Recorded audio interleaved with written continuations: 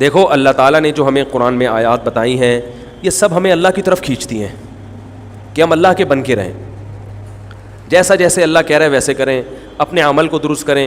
سورہ بقرہ میں اللہ کا ارشاد ہے لیس البر ان تولوا وجوہکم قبل المشرق والمغرب ولکن البر من آمن باللہ والیوم الآخر والملائکۃ والکتاب والنبیین. فرمایا ادھر ادھر منہ کر لینا یہ کوئی نیکی نہیں ہے, اصل نیکی یہ کہ پہلے اپنا ایمان درست کرو اور پھر واقام الصلاۃ وآت الزکاۃ والموفون بعہدہم, نماز قائم کرو, زکوٰۃ دو, معاہدوں کی پابندی کرو, اور وآت المال علی حبہ, صرف اللہ سے محبت کی بیس پر ذوی القربہ رشتہ داروں کو پیسے دو, رشتہ داروں کو پیسے دو, والیتامى یتیموں کو کھلاؤ, یتیموں پہ خرچ کرو, والمساکین مسکینوں کو کھلاؤ, وابن السبیل مسافروں پر خرچ کرو. الو نہ بناؤ مسافر کو کہ اس کو کیا پتہ یہاں کے ریٹ کا تو الو بناؤ اس کو, ایسا نہیں, مسافروں کا خیال کرو. تو یہ 4 قسم کے طبقے پر احسان کرو, اور نماز بھی قائم کرو اور زکوٰۃ الگ سے دو.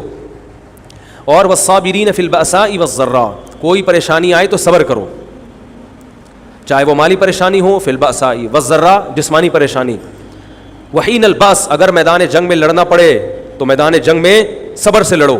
اولئک الذین صدقوا, اللہ فرماتے ہیں جن لوگوں کی یہ صفات ہیں یہ ہیں سچے ایمان کے دعوے میں. ہم لوگوں نے اسلام کو بھی ایک یعنی یوں سمجھیں کہ ایک فیشن ہوتا ہے نا, مختلف قسم کے موسموں میں مختلف قسم کی ایکٹیویٹیز ہوتی ہیں. محرم میں ہمارے ایک نئی قسم کی ایکٹیویٹیز ہوتی ہیں, ربیع الاول میں الگ قسم کے مسلمان بنے ہوتے ہیں ہم لوگ, ٹھیک ہے نا. تو یہ 2 مہینے خاص طور پر ایسے ہیں جس میں یہ 2 مہینے کی جتنی ہماری ایکٹیویٹیز ہیں وہ سب ہم اخپل طریقے سے گزارتے ہیں, جس طرح اللہ اس کے رسول نے بتایا اس طرح سے نہیں گزارتے.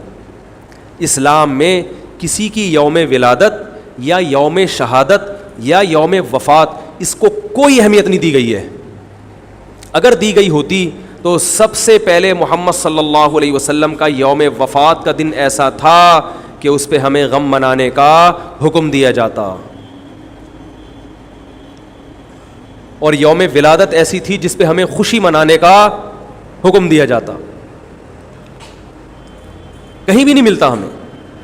بعض حضرات یہ کہتے ہیں کہ آپ صلی اللہ علیہ وسلم کو خواب آیا تھا جس میں بتایا گیا کہ آپ کے نواسے حضرت حسین جو جنت کے سرداروں کے جنت کے نوجوانوں کے سردار ہیں ان کو آپ کی امت شہید کرے گی. تو آپ بلک بلک کے رونے لگے. اس سے بعض لوگ استدلال کرتے ہیں دیکھو غم حسین میں رونا چاہیے. تو یاد رکھو نبی صلی اللہ علیہ وسلم کو جب اطلاع ملی آپ کو غم ہوا آپ روئے. تو جب بھی کوئی غم کسی کو پہنچتا ہے اس کی آنکھوں سے آنسو نکلنا یہ نیچرل ہے. تو ایسی خبر کو سن کے آپ کو رونا آ جائے تو یہ سنت ہے, اس میں کوئی حرج نہیں ہے. لیکن کیا ہر سال نبی صلی اللہ علیہ وسلم جس دن یہ خواب آیا تھا تو اگلے سال اسی تاریخ میں دوبارہ روئے, پھر اسی تاریخ میں دوبارہ روئے؟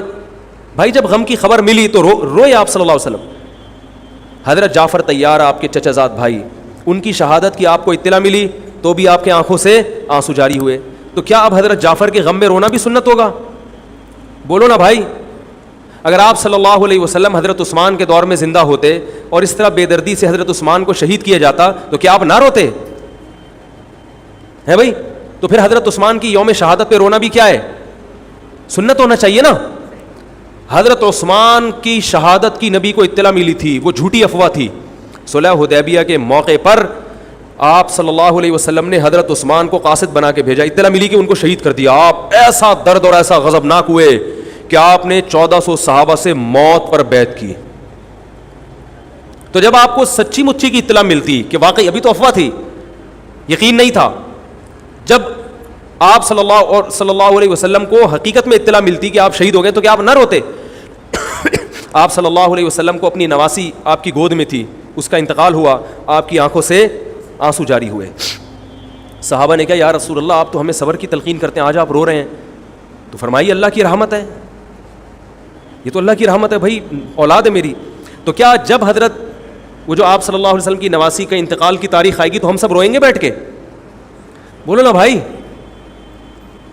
تو کہاں کی کہاں لگا دیتے ہیں. دیکھو ہر بدعت کو جائز کرنے کے لیے نا کچھ دلیل ہر ایک کو مل جاتی ہے. تو میں بار بار کہتا ہوں جو شیعہ حضرات ہیں ان کا مسلک ہے, وہ تو صحابہ کو نہیں مانتے, تو ان کا جو مسلک ہے ان کو کرنے دیں, ان کے کام میں ٹانگ نہ اڑائیں.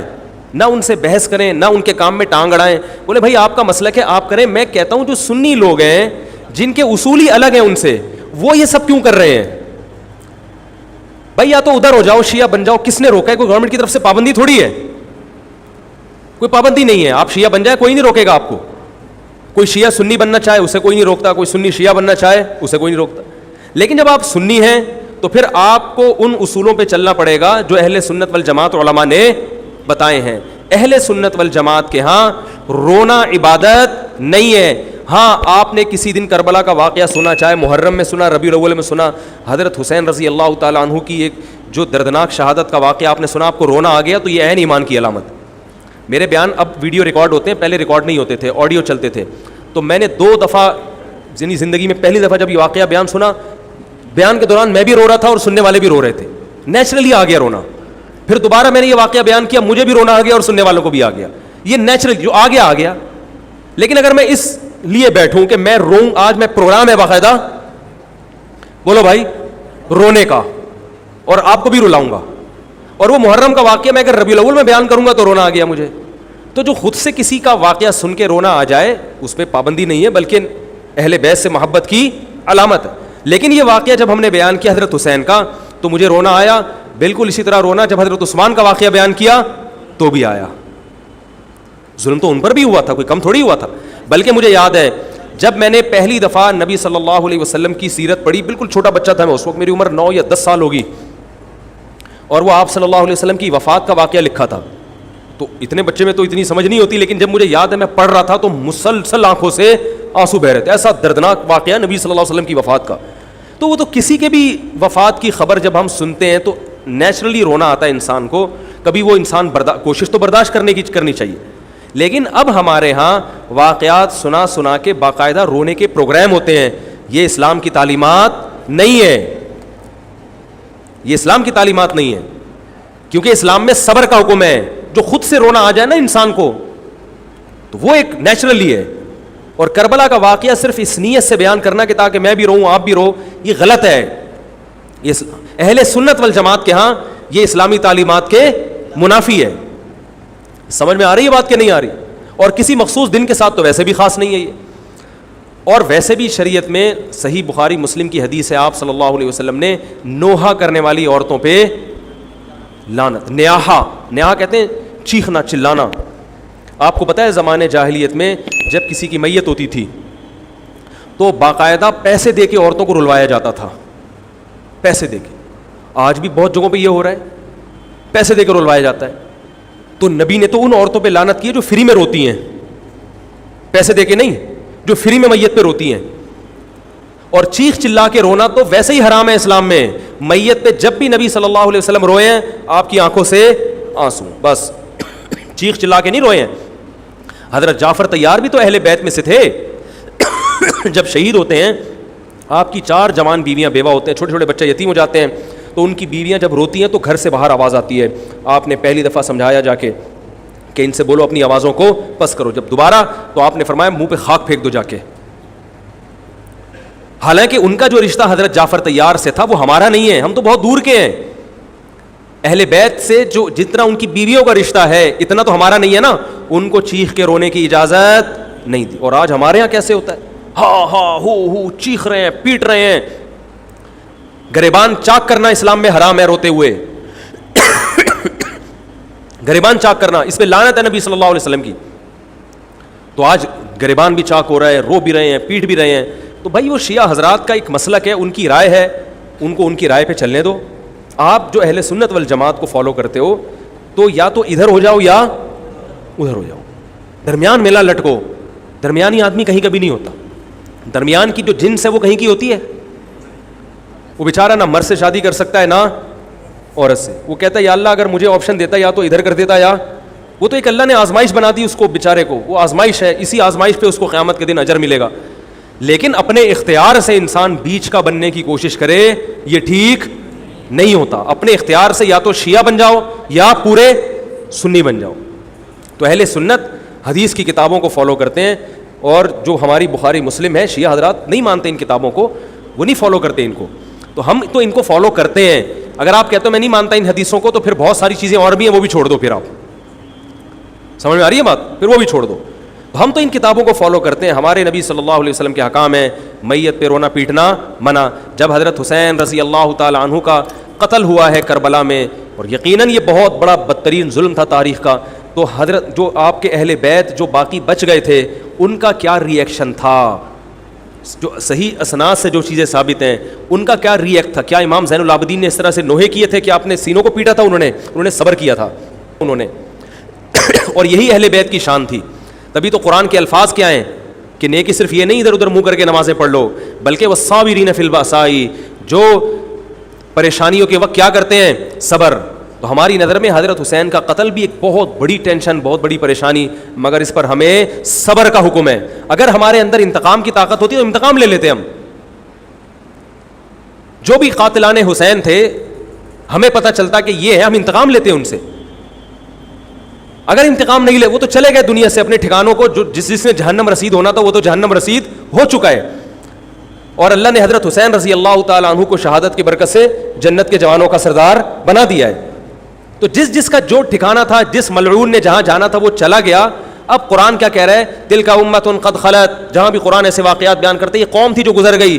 لہا ما کسبت, جس نے جو کیا اس کا بدلہ ملے گا. ولکم ما کسبتم, اب تمہارے اعمال اللہ دیکھے گا.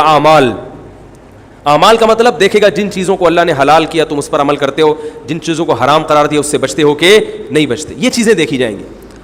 تو محرم کے ایک الگ, ہمیں محرم نبی صلی اللہ علیہ وسلم کی زندگی میں ہمیشہ آیا ہے, اس میں کیا احکام ہے. محرم میں آپ نے نکاح بھی کیا ہے, محرم منحوس نہیں ہے, محرم تو اشہر حرم میں سے ہے, برکت والا مہینہ ہے.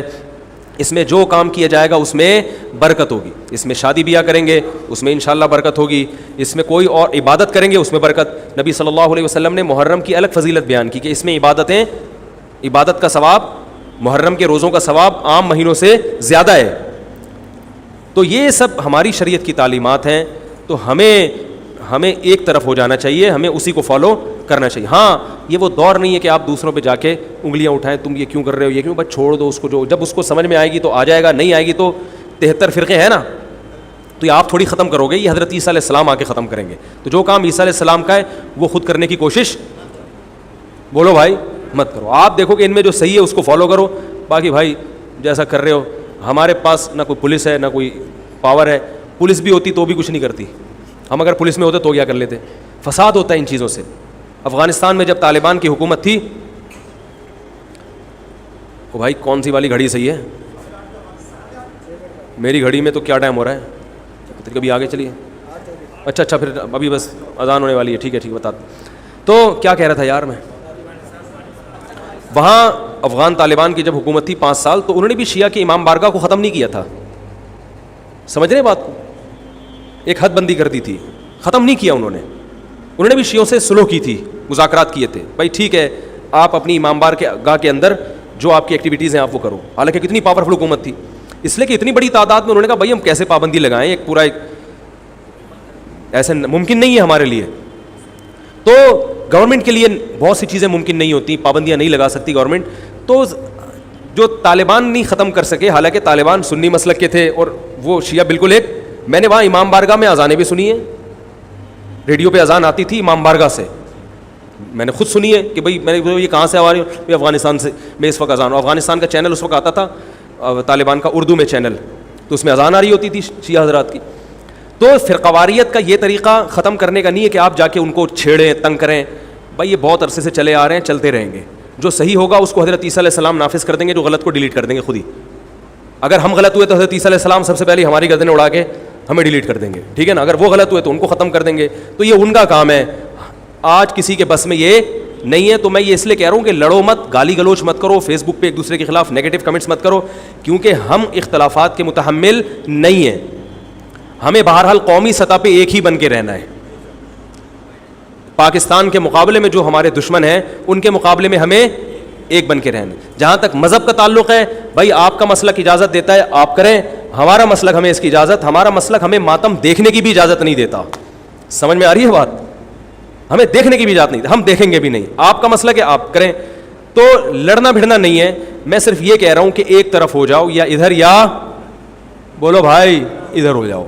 تو ہم یہ چیزوں کو غلط سمجھتے ہیں, نہ ماتم کو جائز سمجھتے ہیں, نہ رونے پیٹنے کو جائز سمجھتے ہیں. جس طرح سے رویا جا رہا ہے, کسی کو واقعہ کربلا سن کے رونا آ جائے, یہ ایمان کی علامت ہے اہل بیس, لیکن یہ کوئی سنت عمل نہیں ہے کہ باقاعدہ اس کو رلانے کے لیے آرڈر پہ بٹھایا جائے کہ چلو کربلا کا واقعہ سن کے رونا سنت ہے تو آپ بیٹھو تو رو. ایسا نہیں ہے, کچھ ایسی شریعت میں نہیں ہے.